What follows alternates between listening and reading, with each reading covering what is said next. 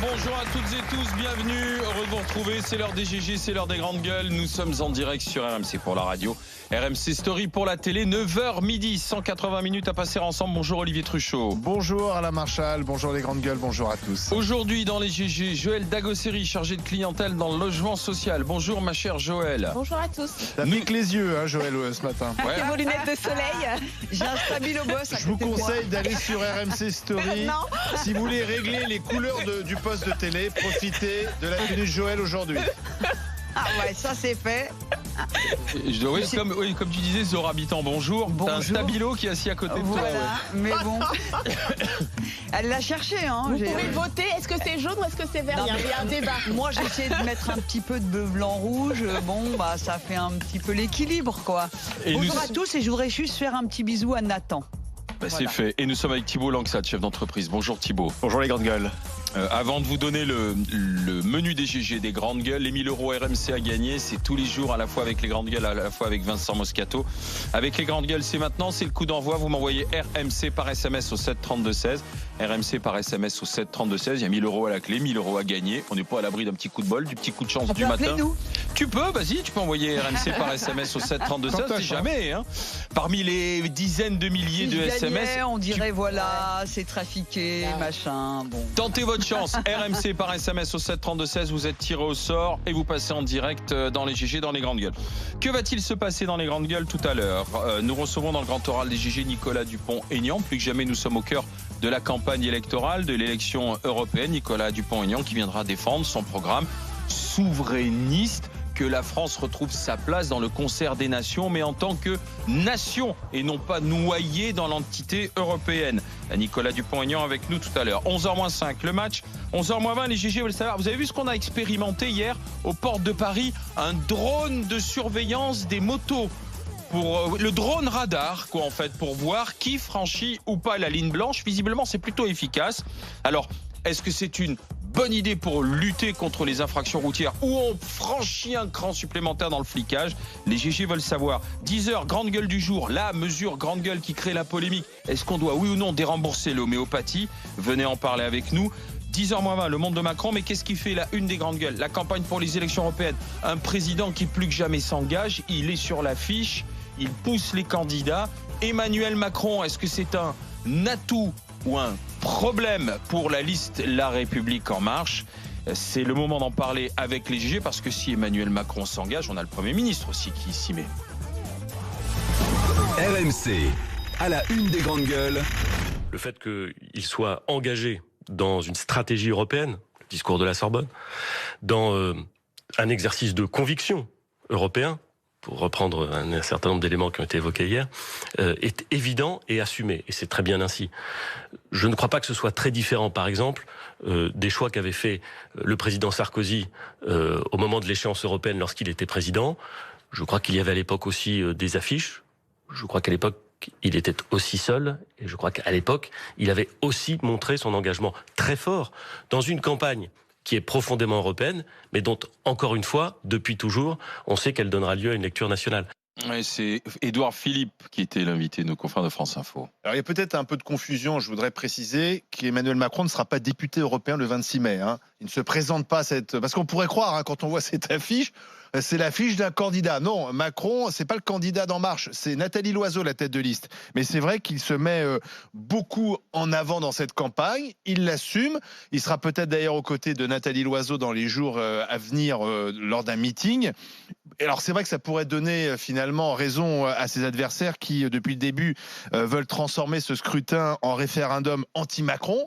C'est un argument supplémentaire. Et en même temps, le président de la République, lui, il assume, il dit de toute manière, ce scrutin, il sera analysé et on dira si la liste Loiseau arrive deuxième, bien j'ai perdu. Donc autant y aller carrément. Il s'inspire de Nicolas Sarkozy, comme l'a dit Édouard Philippe. Il y a un risque. Est-ce qu'il a raison de prendre ce risque? Est-ce qu'on le voit pas trop dans cette campagne? Zora. Moi, ce que je trouve assez incroyable, c'est que Emmanuel Macron est allé à la présidentielle en disant qu'il était en rupture avec tout ce qui s'est fait avant et avec les pratiques anciennes. Et là, pour justifier ce qu'il est en train de faire, il reprend ce qu'ont fait les autres. Donc ça, c'est la première chose. Donc ça veut dire que finalement, les autres faisaient des trucs que lui aussi fait.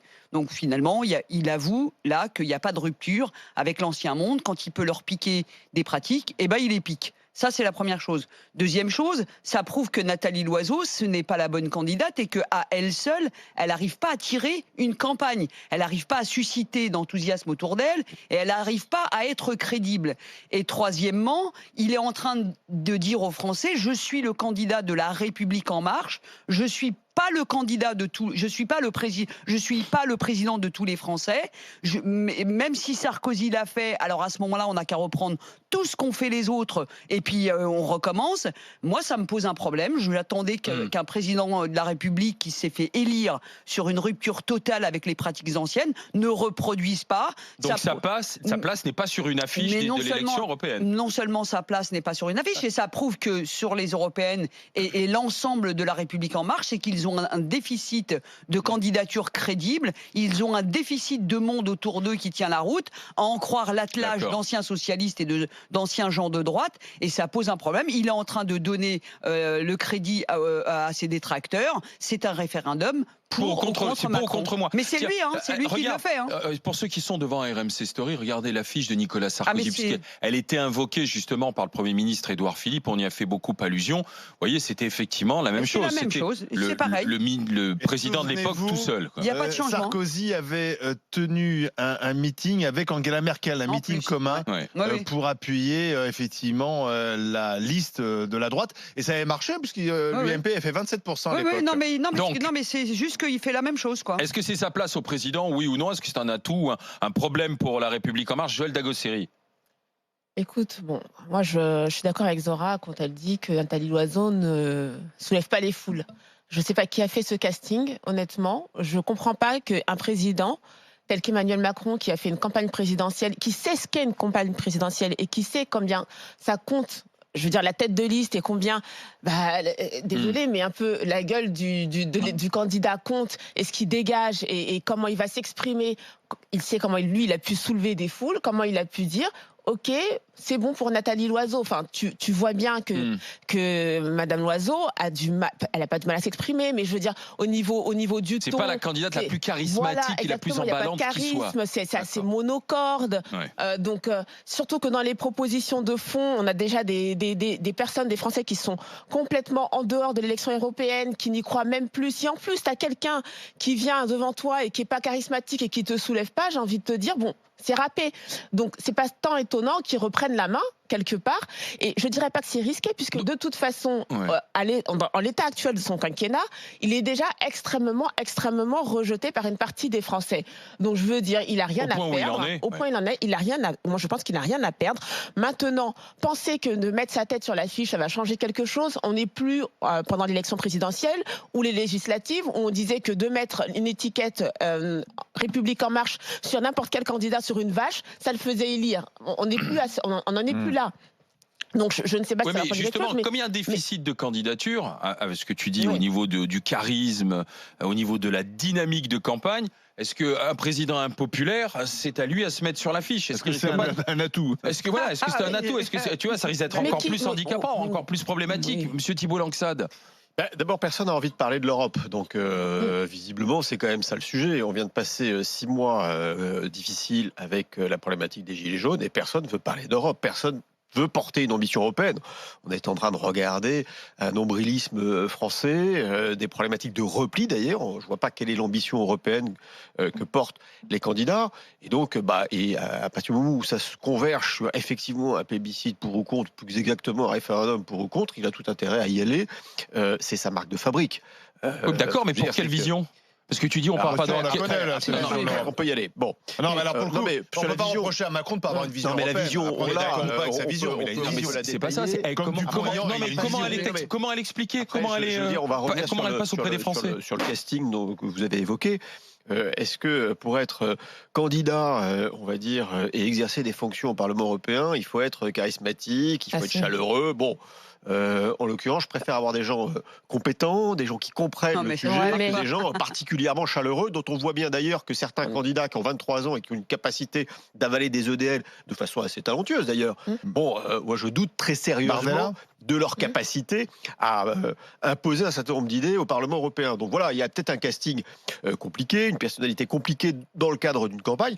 Je pense que le président qui n'a pas envie, en fait, compte que sa liste indirectement soit menée, soit battue, ça implique dans la campagne, comme l'a fait effectivement Nicolas Sarkozy. Et puis une fois de plus, c'est sa marque de fabrique. Donc oui, ça a fonctionné. Mais moi, je pense qu'il aime ça. Ça peut fonctionner une seconde fois. Moi, je crois aussi. Il y a une dimension qu'on n'a pas évoquée, c'est que je pense que Macron, il aime ça les campagnes. Je pense qu'il a pris goût à la campagne présidentielle. Je pense qu'il a aimé aussi faire campagne entre guillemets au moment des Gilets jaunes. Il a fait la tournée des régions avec les élus. Ce n'est pas la même campagne. Mais je pense qu'il préfère. Il aime ça, il est plus à l'aise que Nathalie Loiseau, c'est sûr. Non, mais c'est pas la même campagne. Une campagne présidentielle, elle mobilise le pays. Une campagne européenne, elle ne mobilise pas. Or, si tu t'engages, c'est justement pour essayer de le mobiliser. Mais là, est-ce que tu le mobilises pas contre toi? Ce qu'il faut dire, c'est que si c'est pour rester sur le socle électoral. Sur une élection présidentielle, j'allais dire, on décrit le candidat Macron comme quelqu'un qui soulève les foules, de chaleureux, de bienveillant, quelqu'un qui fait envie. Et là, ça pose pas de problème. Nathalie Loiseau qui fait pas envie du tout, c'est aussi une qualité. Mais il faudrait savoir, c'est quoi la qualité pour faire une campagne? C'est le fond et la forme. Et sur les européennes, encore pire que les présidentielles, parce que comme ça intéresse pas, il faut que justement on ait quelqu'un qui donne envie, qui fait envie. Je veux dire, on n'écoute pas tout le monde. On écoute des gens qui ont des choses à dire et qui ont aussi du charisme et qui sont aussi des gens de communication. Mais je veux dire, la communication sincère, elle a aucun atout. Non, ça fait pas tout. À ce moment-là, pour Sarkozy. Enfin, ça, t'en sais rien. Ce que je veux dire, non, mais c'est pas le problème, c'est qu'elle donne pas envie. Elle fait pas envie. Qui le donne envie?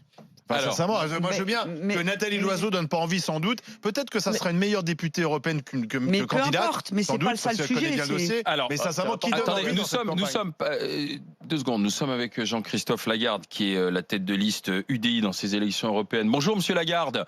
Bonjour. Est-ce que le président de la République, c'est son rôle de s'engager tel qu'il s'engage aujourd'hui, alors? Je pense qu'il commet une double erreur. D'abord, il a essayé de se représidentialiser après le débat des Gilets jaunes, après le grand débat qu'il avait organisé. Et très franchement, s'engager dans une campagne européenne, c'est-à-dire prendre parti, alors qu'on sait de toute façon qu'il soutient Nathalie Loiseau, que c'est lui qui l'a choisi, s'afficher, c'est pas vraiment se montrer président de la République de tous les Français. Mais surtout, je pense que l'erreur, c'est que il alimente le référendum anti-Macron que certains veulent utiliser. Et finalement, il poursuit la partie de ping-pong qu'il conduit avec Madame Le Pen pour faire semblant que ce soit une deuxième, un troisième, un quatrième tour, je ne sais pas, faire une revanche de l'élection présidentielle. Et c'est vraiment bizarre de voir Madame Le Pen qui depuis des années veut la proportionnelle, M. Bayrou qui depuis des années veut la proportionnelle, M. Macron qui dit je vais mettre la proportionnelle. Et la seule élection à la proportionnelle qu'on ait, qu'est-ce qu'il fait? Qu'est-ce qu'ils font? Ils disent non, ce qui compte c'est le premier. Ben non, parce que dans une élection proportionnelle, le premier il n'a rien de plus que le deuxième. Et vu les écarts qui leur semblent promis par les sondages, ils auront peut-être même exactement le même nombre d'élus. À la proportionnelle, chaque voix compte et chaque voix permet d'avoir des représentants au Parlement européen qui correspondent à la vision de l'Europe, ce que vous voulez voir représenter. Ouais, mais Monsieur Lagarde, il faut être honnête. Si vous êtes élu député européen, vous allez siéger dans quel groupe au Parlement européen? Eh bien, honnêtement, aujourd'hui, ça n'est pas clair, je le reconnais volontiers. Puisque vous allez siéger dans le même groupe que les macronistes? Si je peux vous répondre. Non, monsieur, pas forcément, parce qu'il se trouve qu'il a cherché à faire son groupe avec des socialistes ou des anciens sociaux-démocrates européens, il n'y est pas arrivé. Et donc aujourd'hui, le parti politique européen dans lequel nous sommes est en débat pour savoir si on absorbe le groupe de M. Macron, et certains ne sont pas d'accord, comme par exemple les Espagnols qui n'ont pas envie de se retrouver avec les amis sociaux-démocrates de M. Macron. Donc c'est vrai que après l'élection, ça sera plus clair là-dessus. Mais excusez-moi, Monsieur Lagarde, moi je suis désolé, c'est là aussi, et c'est pour ça aussi que les Français ont du mal à accrocher, parce qu'il y a un marché de dupes. Moi je pense que vous finirez par siéger dans le même groupe que Nathalie Loiseau, et pourtant vous présentez une liste concurrente. Et voilà. Et après on aboutit à 34 listes. C'est ça le problème. Je comprends pas votre offre par rapport à celle de Nathalie Loiseau. Bon, écoutez, si vous me laissez vous expliquer quelque chose. D'abord, soyez sérieux. les 34 listes, une quinzaine de listes qui ne représentent absolument aucun courant politique français et qui sont là pour utiliser l'Europe pour se faire un coup de publicité sur des thématiques qui n'ont rien à voir avec l'Europe. Monsieur Macron et Madame Le Pen, ils parlent en permanence de politique française et pas de politique européenne. Jusqu'à il y a une semaine, il n'y avait pas de programme européen sur la table et celui qui est là, de toute façon, ne me semble pas convaincant parce que finalement, l'immobilisme de Madame Loiseau tue aussi sûrement l'Europe que l'extrémisme de Monsieur Bardella. Et oui, on a le droit d'avoir une vision européenne qui ne soit pas celle de Monsieur Macron. Et figurez-vous que dans les groupes politiques au Parlement européen, c'est le cas au PPE parce que Monsieur Orban ne défend pas la même chose que Monsieur Barnier.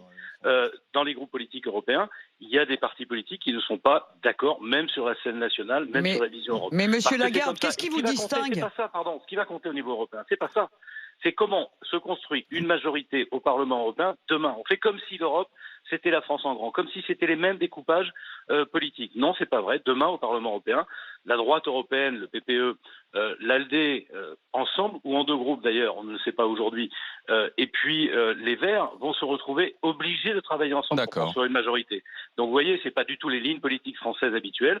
Je reconnais que comme on parle jamais de ça, les Français ne peuvent pas parfaitement identifier les forces politiques européennes en présence au niveau européen, et donc on réduit ça au débat franco-français. Et si je peux me permettre, justement, il y a beaucoup de gens qui sont en désaccord avec la ligne politique, économique et sociale de M. Macron.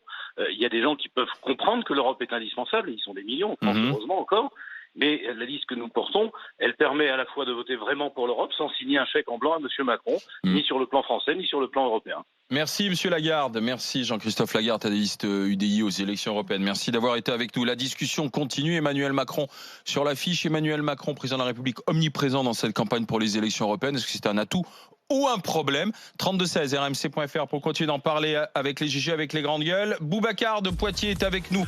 Bonjour Monsieur Boubacar. Bonjour Alain, comment allez-vous? En pleine forme. Et vous allez être encore plus en forme que moi parce que les 1000 € RMC c'est pour vous Boubacar.